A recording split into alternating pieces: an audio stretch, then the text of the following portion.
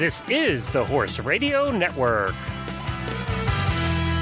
This is episode 290 of Horse Tip Daily, a different horse tip, a different equine topic, a different equestrian expert every day. Horse Tip Daily brings the world of equine knowledge to you one day at a time. Today's tip is sponsored by Kentucky Performance Products. Visit them at kppusa.com. Enjoy today's tip.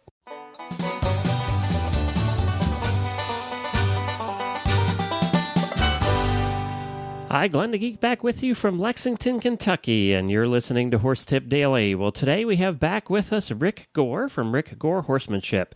Rick is a trainer, a clinician, and an all-around horseman. He's been on the show several times before, and of course, as always, you can go back and listen to his past tips if you like. Just pull up his name on the left-hand side there, and you'll get them all in a row. Rick answers questions about horse problems and issues on several websites and writes articles for a few others. And we're thrilled that he's agreed to join us here on Horse Tip Daily on a regular basis. But before we get to Rick, let's just stop over to Kentucky Performance Products, and then we'll be back with Rick Gore. Hi, Glenn the Geek here. I'm going off the script for the Kentucky Performance Products commercial this week. And the reason I'm doing that is because there was a recent blog post about me that says I'm overly enthusiastic about the products that we talk about here on the Horse Radio Network. Well, that's true. We're very selective about the companies that we accept as advertisers on the Horse Radio Network. We will not talk about and we will not put commercials into our shows for products that we don't believe in. And one of those companies is Kentucky Performance Products. We believe in them, and that's why I get so excited about the commercials we do for them. We had the opportunity the other night. We had a get-together with Karen and some of her staff from Kentucky Performance Products, and it was plainly evident the enthusiasm and the dedication they have to making a product that's good for your horse, that benefits your horse's health. And I am just more convinced than ever after our dinner the other night that Kentucky Performance Products is the place you want to go for all the supplement needs for your horse. Check out all the products at kppusa.com. That's kppusa.com. And I will not apologize for my enthusiasm. Well, hi, Rick, and welcome back to Horse Tip Daily. How you doing? Doing sticking great, Glenn. How are you? Good, and I know you're hiding in your truck because of those California winds you have to put up with on a regular basis. Yeah, it keeps the wind down, it keeps the flies down, it keeps the heat down. So, I'll take a little breeze. It's okay. It just gets a little loud if you're trying to talk on the phone out there. Yeah, I bet. And, I know that's one of the things. You have beautiful weather, but you have some winds that come off the oceans there and kick it up a little bit. Yeah, it does. But like I said, it keeps the horses like it, and it keeps the heat down. So, does it keep it's good and bad, I guess, and everything. Does it help keep the bugs away? That's one thing about California. There's not really a lot of bugs. The mosquitoes will come up a little bit, but there's not really a lot of mosquitoes or bugs here. The flies, they've got some cattle where I'm at next to it. If it's just the horses, the flies aren't even that bad. But with the cattle around, it brings a few more flies. But again, these big winds will come in, 15, 20-mile-an-hour winds, and it moves them away from, your poop piles and the horses and the cows, and it moves them down other areas so they don't really just hang around and breed. So it really helps kind of keep the flies down. Well, and you don't have the nasty greenhead flies, do you? No, these just, we got a few of the little biting flies, but not a lot. It's just basically the annoying flies. We're in greenhead season here where it lasts about 3 weeks in July, and those are just nasty critters. I mean, just nasty insects. You can't get rid of them. They don't care about fly spray. And they're called greenheads because they actually have a green head, and they're just nasty. And boy, if they bite you, you know it. You're itching for days. It's just no kidding. Yeah, so you can feel lucky. You can feel lucky out there in California. All right, well we're gonna. I know Texas. We got chiggers in Texas. Oh yeah, they're a lot of fun too. So, all right, well let's talk a little bit about cinches today. All righty, I guess we're going to talk about, the rear cinch specifically. Most saddles have a front and rear cinch. Most of your Western saddles, English saddles tend to have one cinch, but a Western saddle, if you're riding and you're doing trails or stopping or you're dallying up to pull a cow or to drag something or to use your horse for working or moving fences, you want your saddle a little bit more tight or taut on the horse so it's not going to spin or pull off. And so I think a rear cinch is kind of important. I like them. There's a lot of pros and cons to them. I see next time you see a rear cinch, you're going to see a lot of varied things out there. And some horsemen will tell you, oh, it shouldn't be tight. There should be an inch between the cinch and the belly. And others will tell you it needs to be as tight as the front cinch. And others will say, it needs to be in between loose and tight. So the correct answer, like with most horse questions, is it depends. Depends on what you're doing, your horse, how you've trained it, etc. I like a rear cinch because I think it helps keeps the saddle from popping and bouncing. When I'm going downhill, your saddle's not going to lean forward. You're not going to put all the weight on the shoulders. It's going to keep your saddle flush to the horse's back, which is going to release some of the pressure on the shoulders. So I think a rear cinch is needed. I like it. I use it. And I keep mine what I say is taut. It needs to be tight enough to where when I sit on the horse, you can't see any space between the rear cinch and his belly.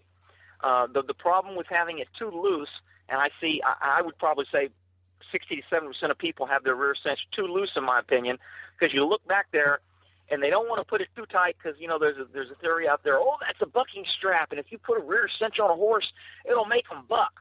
Well, it will if you don't have the cinch connector. There's a little bitty, usually leather piece that connects your rear and front cinch, and that's an important piece, and some people either take that off or they don't use it or it breaks and they think it's not important. And it is important because the natural flow of the horse's belly that goes up to his groin area will make that cinch. If you don't have that strap that stops it from riding back, that rear cinch will slide into the groin area.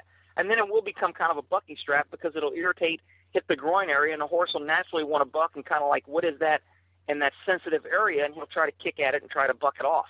He's not being mean. He's not being angry. He's not trying to kill you. It's just that strap is annoying, and that's exactly what they do to bucking horses in rodeos, is they tie that rear cinch right around the groin area, and they cinch that up, and it irritates the horse. It hurts him. It's painful, so the horse starts bucking and running, and he's trying everything, and he's in fear and pain trying to get that grip from around his groin area. So in order to prevent that, you need that little strap, which is really important between the front and rear cinch, and that connects the two cinches, and it prevents the rear cinch from sliding back under the horse's groin area. Now, do you? And then as far as the tightness of the that's what I was just going to say. I was just going to ask. As far as the tightness, you said you keep yours taut, so you're not cranking the thing up either. It's just there, just barely touching. I put I put it tight before I get in the saddle, because what happens is when you lay a saddle pad and a saddle on a horse and you put the cinch on, when you get on there, you mash the pad down, your weight smashes the saddle closer, and that naturally loosens your front and rear cinch. So you have to tighten both cinches a little tighter than you want it to be, because when you sit on it, it's going to loosen it maybe a half inch. So I put mine pretty tight before I get on, and then as soon as I get on, you can usually get maybe a finger in between it. You'll have to force the finger through. But if you can just slide a sheet of paper between it after you're sitting on the saddle, to me, that's how I like it. That way it will engage and it will put pressure if I'm going downhill or uphill. If we get on rocky terrain and a horse has to jump or something, it's not going to be loose and flapping. Those loose cinches, when a horse runs or jumps, it actually causes a slapping motion and it pops up against the belly as they're moving because it's too loose. So I don't want it flopping around. But again, and some people will put it, if I'm going to be working with a horse that I need to catch or I need to rescue from an area and I need to rope him and pull him out of an area, then I'm going to cinch it up tighter because I don't want it moving at all. And I know that horse is going to be pulling, and I want to actually really cinch it up. But people are kind of afraid of that because they want to associate that rear cinch is what's causing, if a horse bucks and he's got a rear cinch, you'll have all these horse advice out there, people at the barn saying, oh, get rid of that rear cinch. That's what's making him buck. And that's not what's making a horse buck. If he's desensitized and he's worked and he's had it all the time and you've round pinned him and you've used it normally, he's going to be used to it, and that's not making him buck. Now, if he's got a stick stuck between there, if he's got a grass burr stuck between there, or a little cat claw or something got in there and it's sticking him, sure, that may cause him a buck. But that's why you always check your cinches before you hook him up. You rub your hand through it, and you check the bottom of the horse to make sure he didn't roll in something. He's got a little piece of grass in there that you're not going to throw the cinch in and just mash that up against his body, because that's a good way to get a free bucking ride. But that rear cinch, let me tell you, I mean, it's important. I like it, but another real negative thing that people don't realize is when they make that cinch loose in the back, and most people keep it loose because they're scared. They don't know, and they're like, I don't want it to make him buck, so I'll just leave it loose. And then you end up with a 2-inch or 3-inch gap, and then when you go down a hill, the horse naturally collects himself, tucks his butt, his rear feet come under his body, and then his hoof gets caught in that rear cinch. Then you got real problems. Now you're in a real rodeo, and you're on the side of a hill. So having that rear cinch tight will prevent that rear hoof from getting in between that rear cinch and the belly. Also, if you walk through some tall grass or tall weeds, or you walk over a down tree limb and there's a branch there, a stick will go right in between that rear cinch, and now you're dragging a bush because it caught in between your cinch because there's a 2-inch gap. Now you're in for another rodeo. So having that cinch tight and taut across that body is much better than having it loose and worried about it becoming a bucking strap. All right, great. Well, there's Rear Cinch 101. Well, thank you, Rick. We appreciate that. Where can people find out more about you? They can go to our website, thinklikeahorse.org, and like I said, it's a free site. It's probably got 400 pages of typed information. I've got photos on my horse anatomy page. There's a lot of photos of the horse so you can understand how it works, where his kidneys, guts, hearts, lungs are, and it's a real in-depth page. Also, all these tips we're talking about are on my Horseman Tip page.